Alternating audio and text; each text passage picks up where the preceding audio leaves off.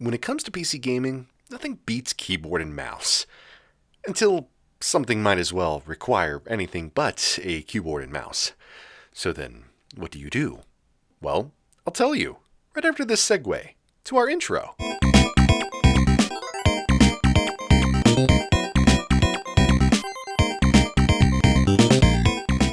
When I was a lot younger, I of course played with a controller, or a handheld.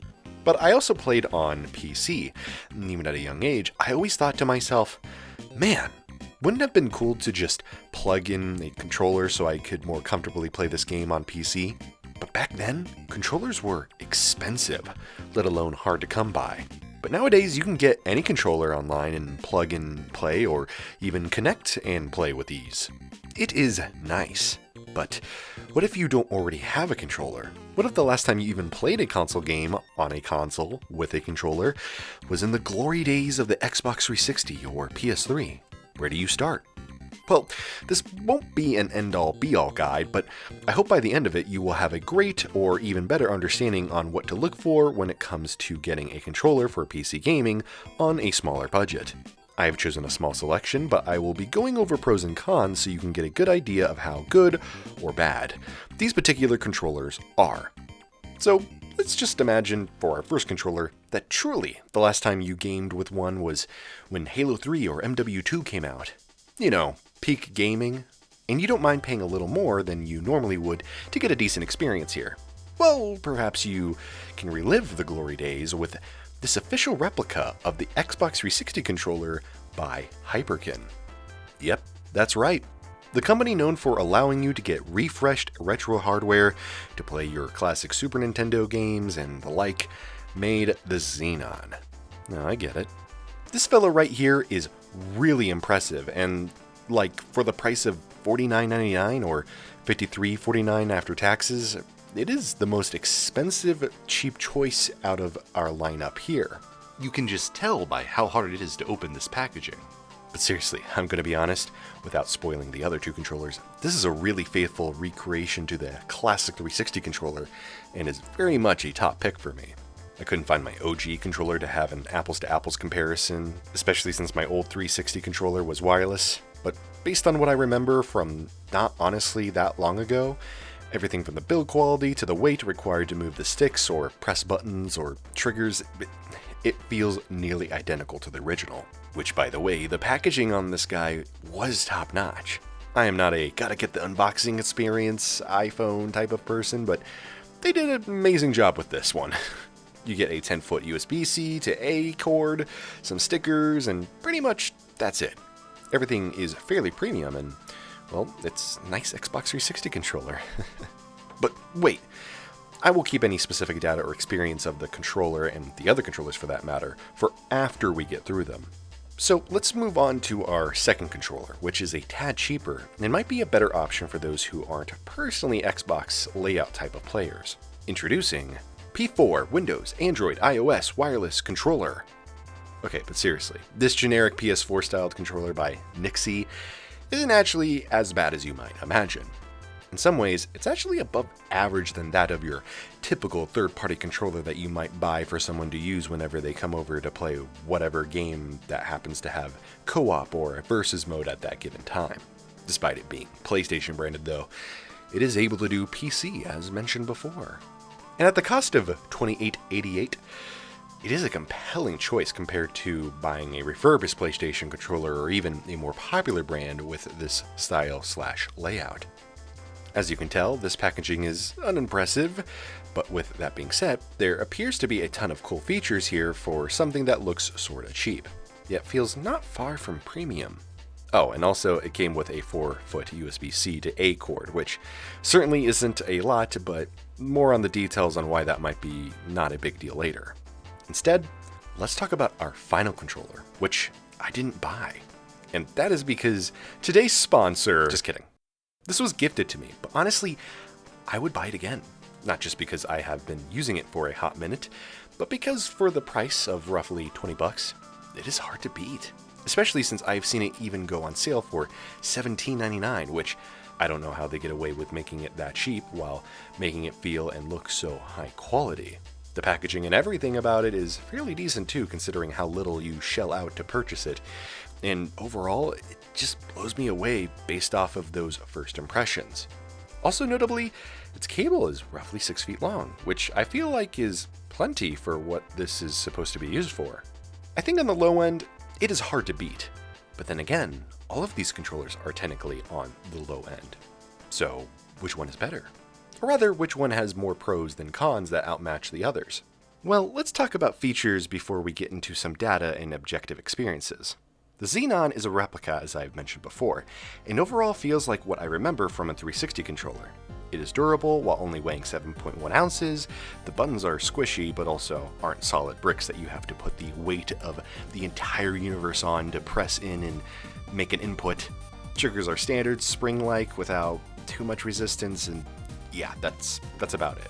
The Nexi controller is slightly less high quality, but overall isn't terrible. Triggers and buttons feel about the same, but something about it just feels slightly less nice, I guess. Which to me is weird since the weight is literally the same. You would think if it was cheaper, it would have cheaper parts, but anyways. Unlike the Xenon, we get 2 mappable buttons on the back side of the controller, which aren't in the best spot, but don't get in the way too much for me. Also, we have the touchpad, which can be nice depending on how it is used per experience and game. One feature that is also exclusive to the controller is the RGB light strip and the programming can do. It isn't super complex or special, but at the same time, can be nice if you got an official gamer setup to go along with it. The only downside to this controller, which some people might not mind or care about that much, is the clear, cheaper shell. It isn't made with a bad plastic necessarily, but it is easier to make this material and people do like how it looks. This does mean though that over time scratches can form and ultimately will look a little scuffed. But it is black, so you might not notice it unless you hold the controller right up to your face. Otherwise, yeah, not too shabby. But what about our final controller? Is the 8BitDo Ultimate 2C, Ultimate 2C enough to, wow, amazing writing, to make the cut? Well, the controller is a bit more inward in terms of holding compared to the 360 or even the Nexi, but feels just as high quality. It does, however, have mappable buttons like the Nexi, but also puts them in a less accident input prone spot. It doesn't have any major gimmicks outside of it being the cheapest, I suppose. Well, it does have something which I forgot to mention the Nexi also happens to have. Hall effect sticks. If you don't know what those are, magnets. But seriously, they use electrical conductors and magnets to give positions of where you are moving the sticks, and the bonus of this design in simplicity is that they don't or shouldn't wear down as easily, i.e. no stick drift should occur. Both of these controllers mention having Hall effect sticks, but unfortunately, which is honestly kind of a surprise given the price, the Xenon does not have this tech.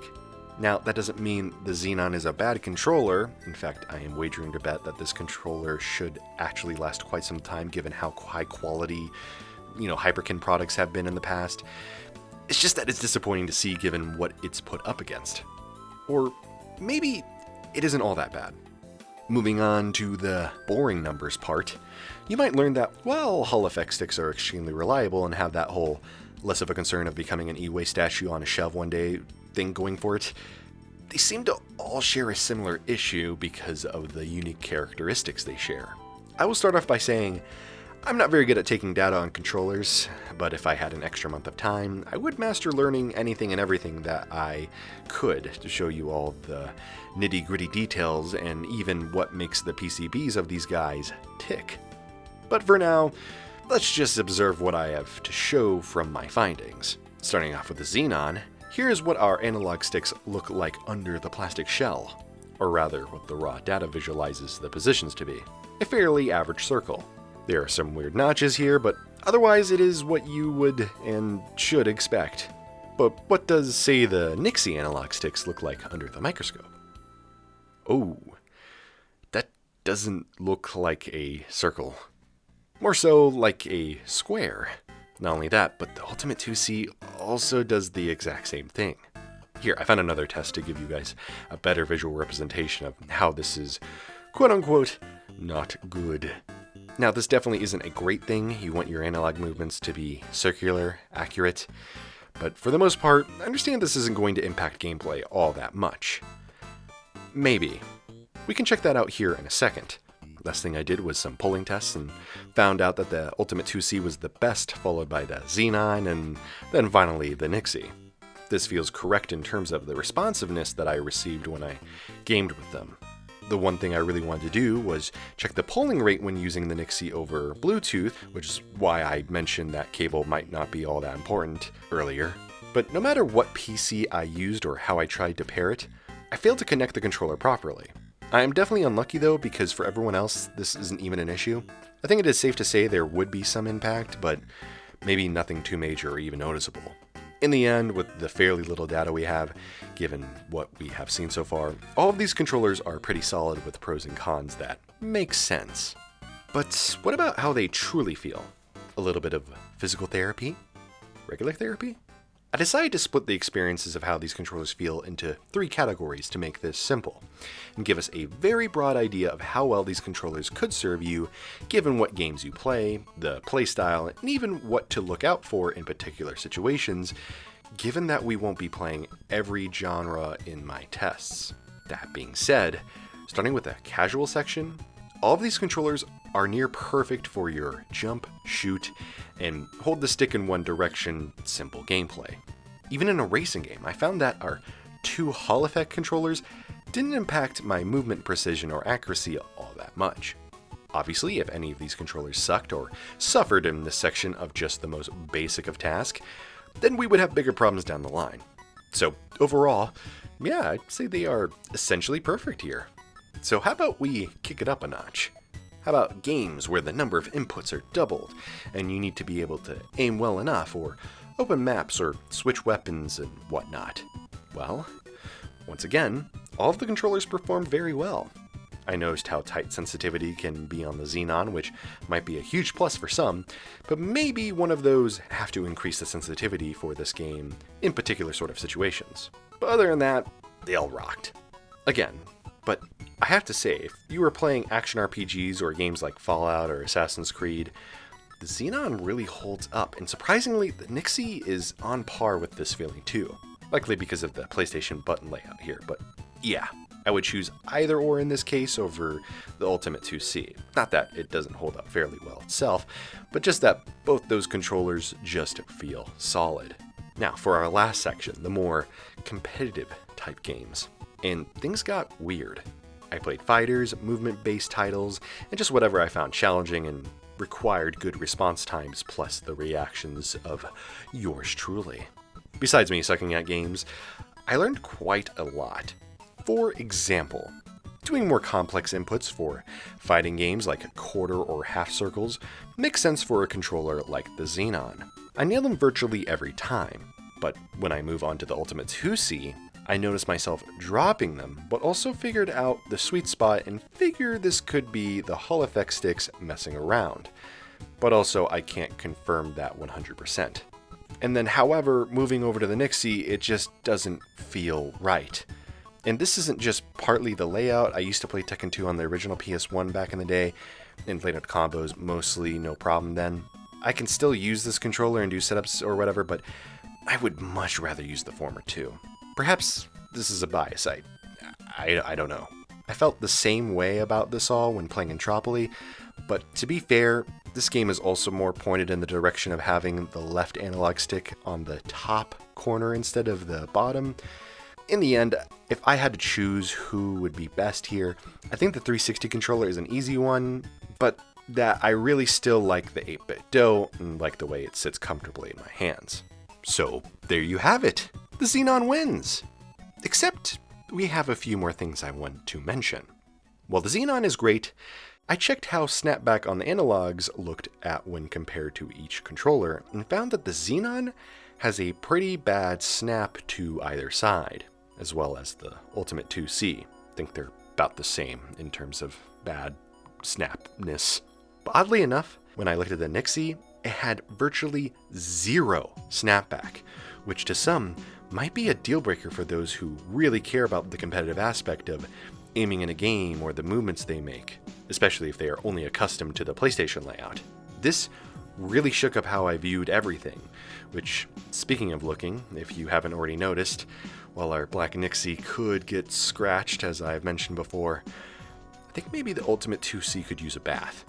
Or better yet, perhaps a different colored shell, since there is a large variety to choose from. Wait, why am I turning this into something good? I mean, it is cool that you have choice, but yeah, it might be needed if you are a sweat like me. Ugh. Otherwise, this could be a hassle if you want to make sure this fella stays clean. Regardless, let's finish the last bit of details about our controllers and choose our winners.